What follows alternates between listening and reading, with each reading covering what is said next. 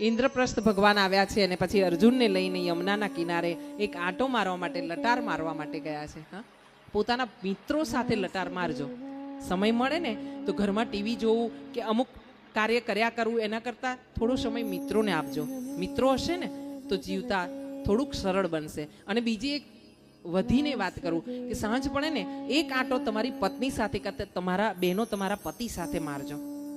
કઈ ના જાઓ ને, કોઈ એક નાનો અમથો બગીચો હોય ને ત્યાં ન જઈ શકો ને તો તમારા ધાબા પર જજો. હા, તમારી ઓસરીમાં જજો. અને પતિ પત્ની બંને સાથે આટલી મારી વિનંતી છે હો તમને કે સાંજ પડે ને બધા કાર્ય પરવારીને બંને પતિ પત્ની થોડીક લટાર મારજો. એકબીજાને સમય આપજો. કારણ કે આ બધું બધા જ સમજાવશે, પણ જીવનમાં જે જરૂરી છે ને, જે ભગવાને કર્યું છે ને, કે રૂક્ષ્મણીજીની મજાક કરી છે, રૂક્ષ્મણી જોડે સમય કાઢ્યો છે, સત્યભામાજી જોડે ફરવા ગયા છે ભગવાન.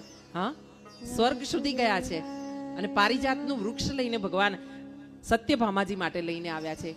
ઇન્દ્રના સ્વર્ગમાંથી બતાવે છે કે તમારે જે તમને જન્મ દીધો, તમને જે હથેવાળો થયો ને એની સાથે જીવન તમારે વિતાવવાનું છે, એને સમય દેવાનો છે. એકલું કમાવામાં, એકલું સમાજ માટે, એકલું હોદ્દા માટે નથી જીવવાનું. હા, અહીંયા આવો, દર્શન કરજો કે ભગવાન અર્જુનની સાથે લટાર મારવા નીકળ્યા છે ને એવા સમયે કાલિંદી એવી યમુનાજીની પુત્રી કહેવાય છે, સૂર્યનારાયણ અને તાપ્તીની પુત્રી કહેવાય છે, એવા કાલિંદીજી અહીંયા તપ કરી રહ્યા છે. અર્જુનજીએ પૂછ્યું છે જઈને કે દેવી તમે કોણ છો, તમારું નામ શું છે ને તમે શું કરી રહ્યા છો અહીંયા એકલા?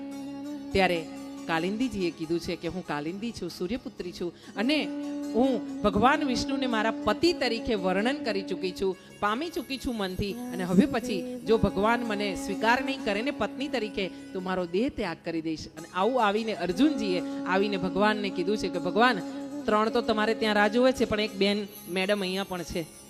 હા, એક દેવી અહીંયા પણ બિરાજમાન છે અને તમારી રાહ જોવે છે. અને આમાં તમારાથી છટકાય એવું નથી, કારણ કે પ્રાણ ત્યાગ કરવાની ધમકી આપી દીધી છે.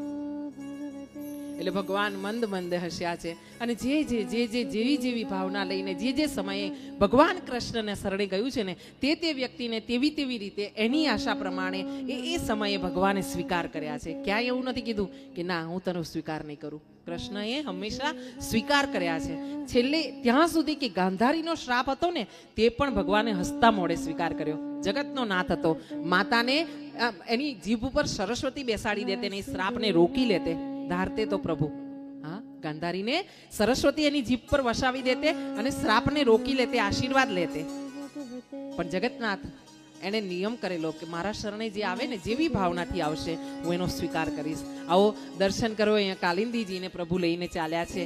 જઈને પોતે ઇન્દ્રપ્રસ્થમાં લઈને ગયા છે અને ત્યાંથી લઈ ગયા છે દ્વારિકા ને દ્વારિકા જઈને એમનો હથેવાડો કર્યો છે. આમ ભગવાને રૂક્ષ્મણીજી, જામવતીજી, સત્યભામા અને કાલિંદી આમ 4 લગ્ન કર્યા છે. આ 4 પટરાણીઓ. બોલી કૃષ્ણ કનૈયા લાલ કી જય, દ્વારિકાધીશ કી જય. अपने अपने